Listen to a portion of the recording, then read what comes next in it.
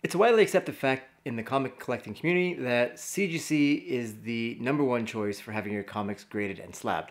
It's what I heard when I first got back into the hobby a few years ago. I didn't have grading companies when I was collecting as a younger person, and when I got back into it, everywhere I looked had the same recommendation. CGC, CGC, CGC is the best and really only choice.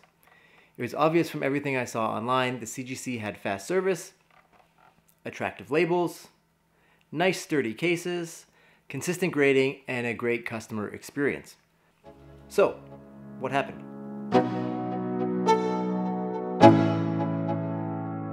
Let's go. I know already this video might get a lot of angry views and comments. I mean, lots of people have put a lot of time and money into CGC for their collection. They trusted the same info I got that CGC was the only choice. It makes it hard to face the reality of the current situation that CGC is no longer the obvious first choice. I think the hardest piece to digest that everyone already knows is that it isn't because of some great leap that CBCS or PGX made, but because of self-inflicted wounds by CGC on their own product and reputation. Let's get the most outwardly painful and obvious out of the way. Price increases. It keeps going up and up, but I can't even say I blame them. As a for-profit company, when you're swimming in business, it's time to raise prices. It's what they've done, and it's the right move. But with those price increases, the quality and service has to stay consistent or improve. And I think that's where it becomes a big problem. The biggest problem you'll see people complain about is the turnaround times. The constant complaining is what fills up most Facebook CGC groups, Instagram posts, and Reddit pages. They get stretched longer and longer, and the posted turnaround time on their site is wholly unreliable.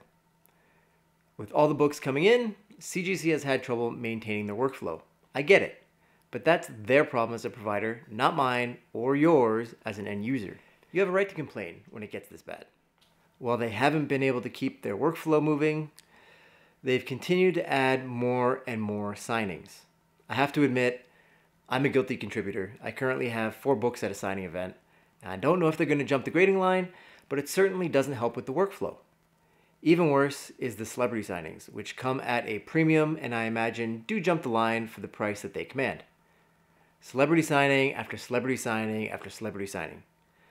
I don't even know what serious comic collector sends books to those.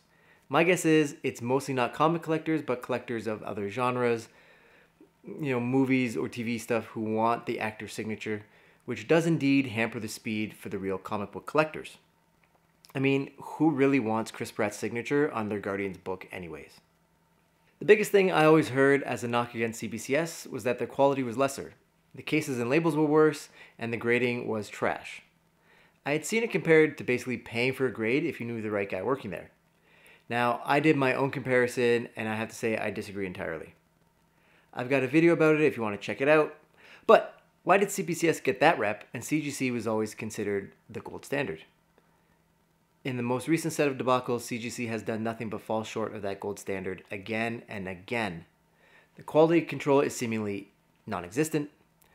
I myself have received cracked cases twice. I've seen others unbox mismatched labels, and even a collector unbox a fresh batch from CGC with a spider in the case. A spider.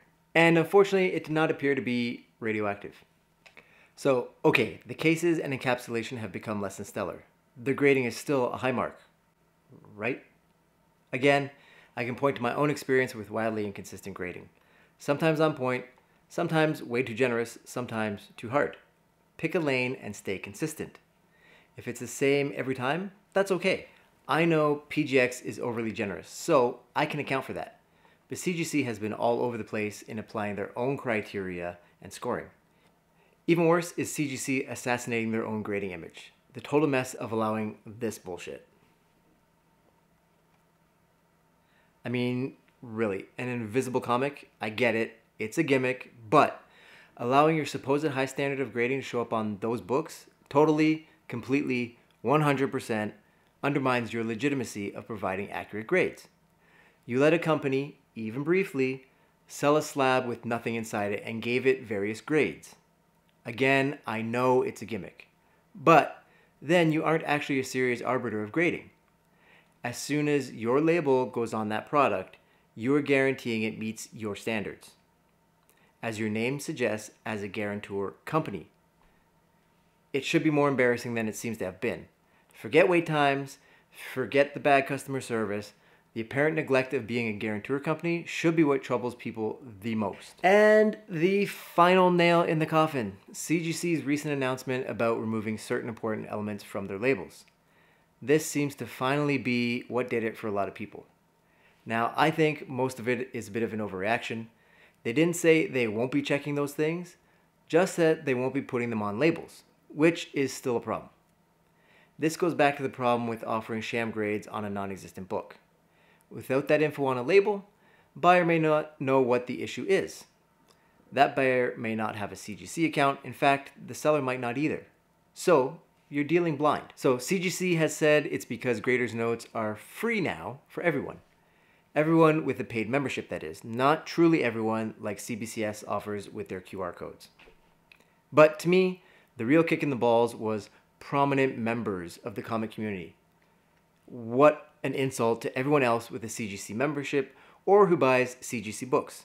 You? Who are you? Buy the book and shut up. Prominent member A doesn't want to discourage sales by listing that a staple is being replaced or removed. This to me is some prominent members buying grades. Or worse, muddying the waters entirely so you couldn't possibly know what you're buying. In all this, it's not even because a competitor has made a giant leap in customer service or grading. CGC has just made it clear that they don't care about you and your collectibles. They shot themselves in the foot. I did an entire series comparing the three companies that you should check out right here, and the links are also below.